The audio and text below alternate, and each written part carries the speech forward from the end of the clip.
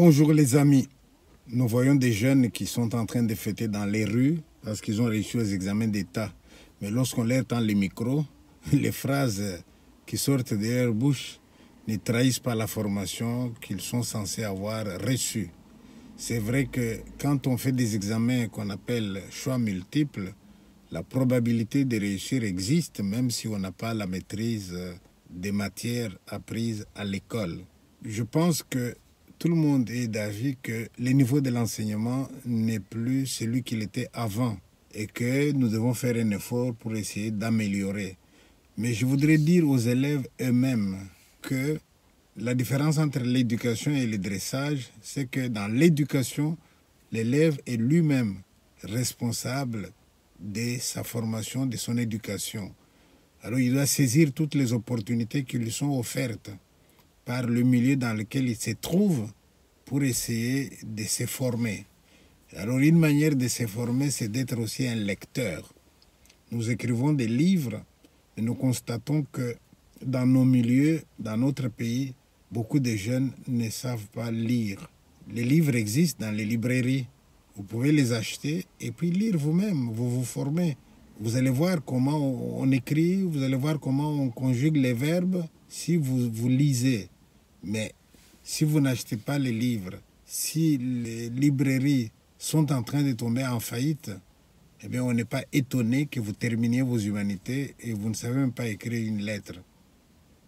Dans le temps, les gens savaient écrire une dissertation à partir de la 4e secondaire. Maintenant, même les textes écrits par des universitaires, c'est des textes qui laissent à désirer en matière de fautes de français, orthographe, syntaxe, concordance des mots et des temps, et même la ponctuation, des notions toutes simples, ces notions-là ne sont pas maîtrisées. Je viens de faire une expérience.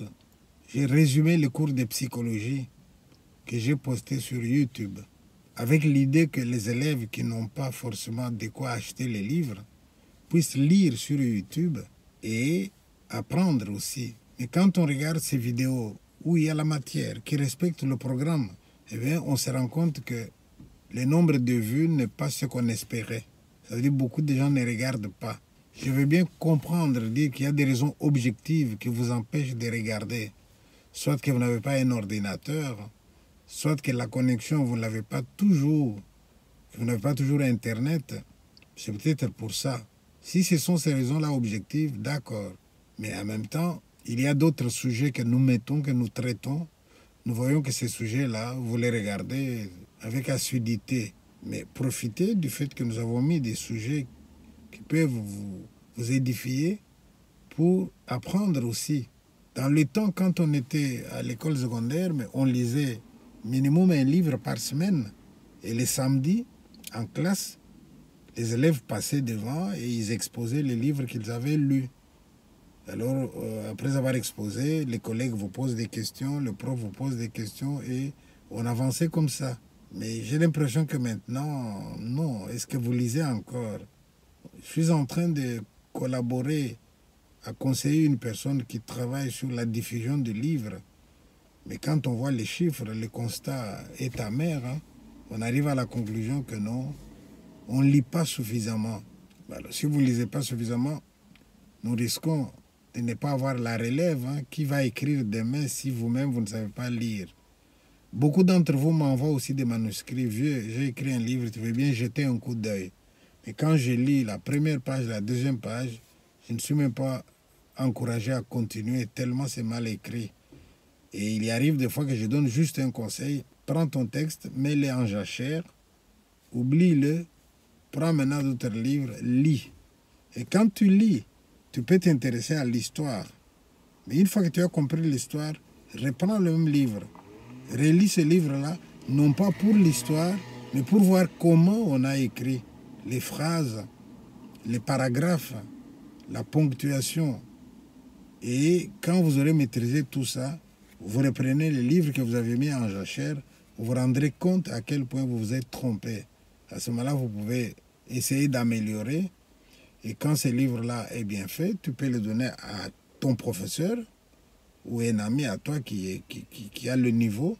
Et lui va te critiquer de manière positive Et c'est seulement quand tu es sûr d'avoir vraiment fait quelque chose de potable que tu peux alors nous solliciter. Vieux, regarde un peu, qu'est-ce que tu penses? À ce moment-là, si moi je regarde et je trouve que c'est bien écrit, nous passerons à une autre phase qui est la phase de l'édition. Et nous vous expliquerons comment on fait pour éditer un livre. N'oubliez pas, éditer un livre, c'est mettre de l'argent, c'est investir. On ne peut pas investir dans quelque chose qui ne promet pas. On investit dans un livre qui est bien écrit, un livre qui est intéressant, un livre qui va se vendre. Ne l'oubliez jamais, chaque éditeur a des lecteurs. Et le lecteur a pour mission de conseiller l'éditeur. Et on va les conseiller pour dire, c'est intéressant, c'est bien écrit. Mais cela ne suffit pas. Il y a encore un autre conseiller qui est un conseiller un peu financier qui va dire, oui, ce livre va se vendre, ce livre va intéresser les gens. Si c'est écrire les livres pour qu'ils se retrouvent dans la librairie alors que personne ne les prend, à ce moment-là, l'éditeur aura perdu son argent et il ne sera pas encouragé à imprimer encore un autre livre. Donc, mes chers amis, je vous incite à lire. Voilà.